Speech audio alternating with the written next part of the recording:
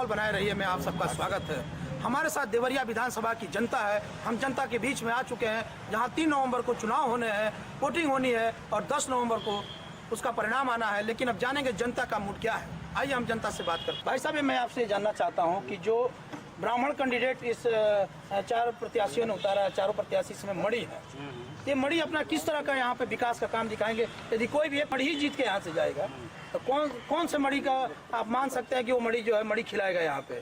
Doctor Satyaprakash मणि सक्षम उम्मीदवार हैं, पढ़े लिखे हैं, शिक्षित वर्ग से हैं और जो भी यहाँ से केंद्र और उत्तर प्रदेश की सरकार की योजनाएं हैं उसको आगे बढ़ाने का काम करेंगे। इस जनपद में शुगर मिल जो पूर्व की सरकारों ने बंद करने का काम किया, बेचने का काम किया औने पौने दाम पर, या निश्चित रूप से आने वाले दिनों में शुगर मिल नई स्थापित की जाएगी। आप मेडिकल कॉलेज का काम देख रहे हैं और आपकी जो भी कार्य योजनाएं हैं, इस जनपद को विश्वविद्यालय भी मिलेगा। पूर्व की सरकारों में भाई साहब हमारे हैं समाजवादी पार्टी के नेता, और हर बार ये लोग कहा करते थे कि यहाँ विश्वविद्यालय देंगे, लेकिन हम आपको विश्वास दिलाना चाहते हैं।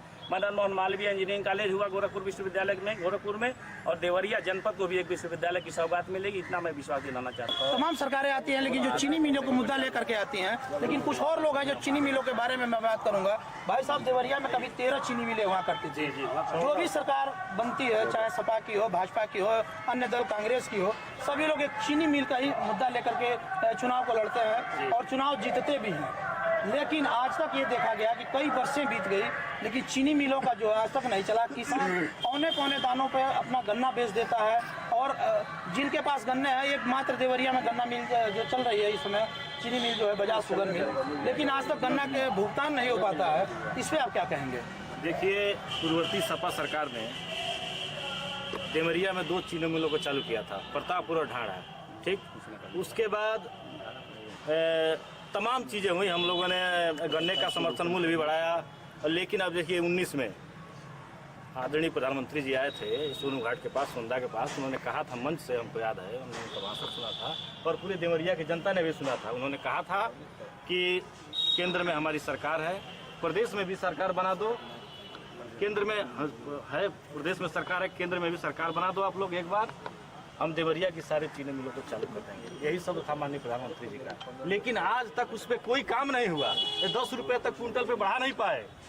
चीनी मिलों की बातें करते हैं। आप क्या कहना चाहेंगे जो विकास के मुद्दे को लेकर के सरकार आई है, इसमें उपचुनाव होने वाले हैं, 1 साल और भी फिर विधानसभा के चुनाव आ जाएंगे, तो उसमें आप किस तरह का आप क्या कहना चाहेंगे इस पर? बात होती है, देखिए एकदम स्पष्ट है ये सरकार करती क्या है, केवल नाम बदलने के अलावा और कोई भी काम नहीं करती है। आप देख लीजिए यहाँ BRD-PG कॉलेज जो एक मुद्दा ऑलरेडी बना हुआ है, उसको यूनिवर्सिटी की घोषणा करनी थी। मैं उस कॉलेज का पूर्व महामंत्री हूँ छात्र संघ का। BRD-PG कॉलेज जो अब तक लेकर मैं उस संघर्ष किया, रास्ते पाया, ठीक है, कि वो कब यूनिवर्सिटी बनेगी, और सरकार का ये घोषणा पत्र में भी था कि उस कॉलेज को यूनिवर्सिटी बना देगी, जो आज तक यूनिवर्सिटी नहीं आई। और यूनिवर्सिटी तो छोड़िए, सरकार बदलने के बाद यह कहा जा रहा है कि वहाँ एग्रीकल्चर की जो भूमि है वो भी सरकार की, वो भी इस कॉलेज की नहीं है, उसको भी हड़पने का काम करके एग्रीकल्चर को बाहर करने का रास्ता दिखाया जा रहा था। ये शिक्षा पे प्रहार है और ये सरकार क्या कर रही है? केवल विकास नहीं हो रहा है, केवल बेचने का विकास तो कर रही है। बेचो, क्या बेचो? रेल बेचो, क्या बेचो? फ्लाइट बेचो, क्या बेचो? रोडों बेचो, राजमार्ग बेचो, शिक्षा व्यवस्था ITI बेचो, पॉलिटेक्निक बेचो, अरे क्या क्या बेचेगी भाई सरकार? ही समझ नहीं पा रहे बात को। ये कहना है कि जो कोरोना को लेकर के जो है विकास का काम ठप हो चुका है, क्या कहेंगे आप इसमें? कोरोना काल आने से क्या दिक्कत हुई है? प्रधानमंत्री महोदय के पास आप देखे होंगे कि कांग्रेस, 2 बातों मैं बताना चाहूँगा। कांग्रेस ने एक मनरेगा योजना जो चलाई थी, मनरेगा को नौकरी दिया, और दूसरी खाद्य सुरक्षा अधिनियम के तहत उन्होंने बिल जो पास किया, उसका विरोध आदरणीय प्रधानमंत्री महोदय ने चिल्ला के मंचों से किया था। लेकिन इस कोरोना काल में जब पलायन होकर के मजदूर अपने घर आए हैं, यही जो योजनाएं काम आई हैं जिससे प्रधानमंत्री जी ने विरोध किया था, आज उसी मनरेगा के तहत उन नौजवानों को, मजदूरों को एक रोजगार मिला है, और उसी खाद्य सुरक्षा अधिनियम के तहत ही उनको कुछ खाने के लिए जो अनाज पानी मिलना था वही मिला है। केवल ये योजनाओं का विरोध करते हैं, केवल लालीपाप दिखाते हैं। मैं कहा ना कि कहाँ गया आपका विकास? जो नारा देते थे, पिछले नारों का जो विकास अब कहे थे, उसके सवाल पे आप आइए ना, वोट मांगिए ना। बात कर रहे हैं लोकल की बात।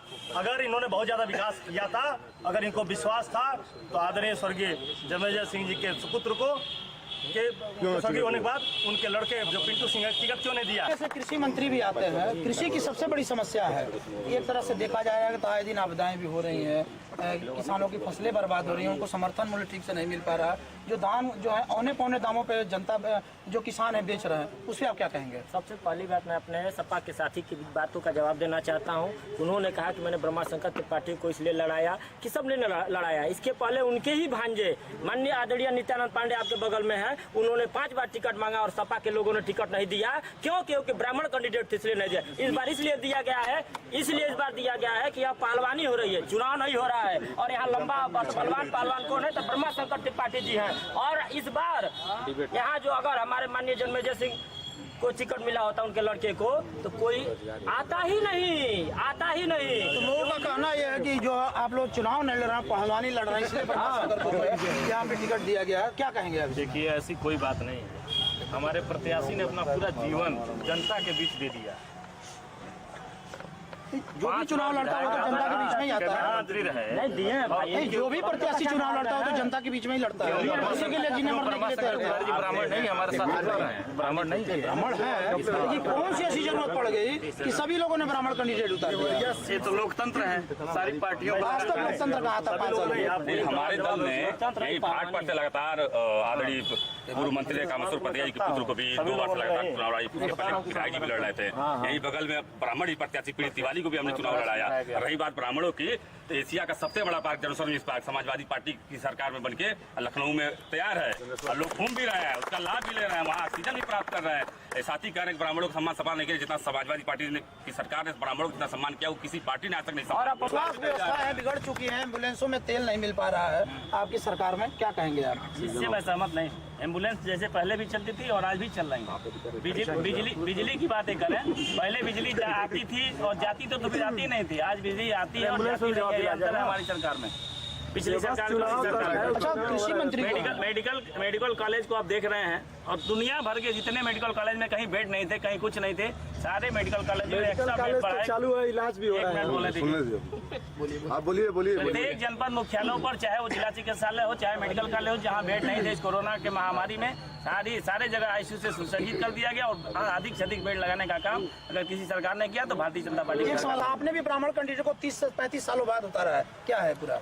हमारे जो कैंडिडेट है पार्टी के वर्कर है, पूर्व में राजनीतिक उनकी पहचान नहीं है, जिला पंचायत के सदस्य रहे हैं, उनके परिवार में भी राजनीतिक छवि रही है और राजनीति में जुड़े। हमारे एक साथी ने बताया कि वो क्लास करने नहीं जाते हैं। शायद मैं भी उसी विद्यालय का छात्र अध्यक्ष रहा हूँ, क्लास लेते हैं, अपनी ड्यूटी को निभाते हैं और मैं नहीं कहता, यहाँ पे सभी दल के कार्यकर्ता हैं, लेकिन कांग्रेस पार्टी की ही एक कार्यकर्त्री, महिला कार्यकर्त्री ने आरोप लगाया कि कांग्रेस पार्टी का उम्मीदवार शायद रेपिस्ट, जिसका पूरा देश में ऐसे कैंडिडेट को लेकर प्रचार में उतरे हैं जिसको तो उसका प्रचार नहीं करना चाहिए, उसको तो पार्टी को चुना, हम लोग नहीं कह रहे हैं, ये कांग्रेस पार्टी की नेता कह रही हैं। आपके कैंडिडेट पे एक तरह का आरोप लग रहे हैं, तो क्या कहेंगे आप इनके? ये साजिश के तहत हमारे कैंडिडेट की छवि खराब करने की गई। आप जानते हैं जब पर्चा भरा जाता है उसमें सारे विवरण दिया जाता है, सारा विवरण दिया जाता है। अगर किसी पास साक्ष्य था तो दिया तो उसका पर्चा खारिज हो गया होता है। आप जानते हैं जिन चैनलों ने ये दिखाया है रेपिस्ट कह करके, उनके चैनलों पे मनहानि का दावा करने का काम किया गया। मनहानि का दावा चैनलों की बात कर रहे हैं, लेकिन आप तो कार्यकर्ता नहीं लगा दिया। लगाया गया है कार्यकर्ता नहीं, जब आपकी कार्यकर्ता आरोप लगा रही है, आप चैनल की बात कर रहे हैं। 3 दिन से आई ये थी, टिकट की दावेदारी कर रही थी, उसमें जांच हो रही है, साक्ष्य कहीं नहीं रहा। आरोप अगर किसी पे अचानक लगा दिया जाए और बिना जांचे समझे उस पर बात अगर होनी लगे तो काम नहीं होगा। कोई एफआईआर किसी में नहीं, किसी पास साक्ष्य हो तो बताए। हमारे साथी बड़े भाई को आ रहे थे अभी, किसी कोतवाली में एफआईआर हो, कहीं कोर्ट में अगर वो मुकदमा लंबित हो तो बताए ना। हम लोग तो चैलेंज किया, प्रत्याशी ने हमारा चैलेंज किया कि किसी पास ऐसा साक्ष्य है, कोई एफआईआर है तो लाए मेरे सामने। देखिए, कांग्रेस के जो है एक कार्यकर्ता है, इनका ये कहना है कि जिस तरह महिलाओं को सम्मान किया जाता है, ये कह रहा है कि हमारे महिलाओं को सम्मान होता है। ये चैनलों को भी ये कह रहा है कि नोटिस दी जा रही है। कहाँ तक ये लगता है कि सही है? एक तरफ महिला को देखा जाए तो जो मारपीट हो रही है, महिला ने एक आरोप लगाया था, तो क्या इसमें आप क्या जानते हैं और क्या बता पाएंगे? पहले हम अपने आदरणीय बड़े भैया के बातों का जवाब देना चाहेंगे। इन्होंने कहा कि पिंटू सिंह टिकट के उस लायक नहीं है। मैंने उस भैया से पूछा, लम्हे छोटे से ये जिंदगी से भरे अपने हाथों में भर ले और जी